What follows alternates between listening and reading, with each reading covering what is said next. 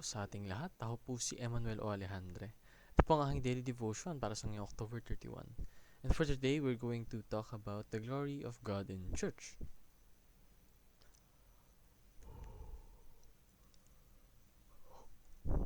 Makikita po natin ito sa Ephesians chapter 3 verse 21 na nagsasabing, "To Him be glory in the church and in Christ Jesus, throughout all generations, forever and ever. Amen." Sa Tagalog, sa Kanya nawa ang kaluwalhatian sa pamamagitan ng Iglesia at ni Kristo Jesus sa lahat ng salinlahi magpakilanman. Amen. So, the church is the instrument of redemption. Ang church po ang ginagamit ng Panginoon upang tayo'y magbago, upang tayo'y mayroong opportunity to make it up or at least to be closer to God, no? Because the church is the light of God's glory. Yung church po ang nagpupush sa atin upang magbigay pugay sa Panginoon, upang ang ating mga aksyon, upang ang ating mga desisyon, upang ang ating mga sinasabi ay magbigay ng honor sa Kanya. So, the church is the weight of God's glory.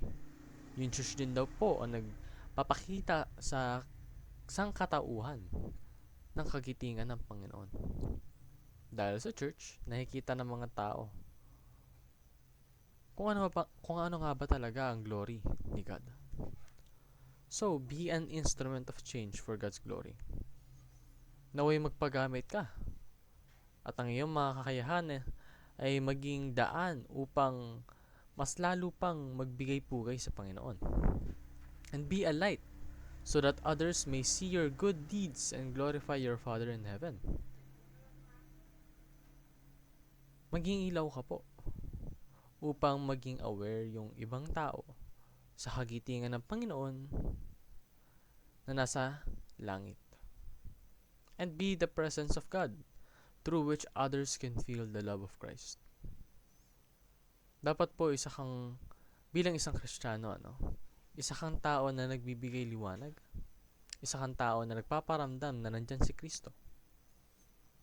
Sa actions mo, sa kung paano mo itrato yung ibang tao, sa kung paano ka magpahalaga,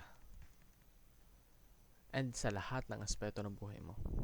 Yun lang po ang aking daily devotion. Maraming salamat sa pakikinig. Pagpalain po tayong lahat and let us all give glory to God.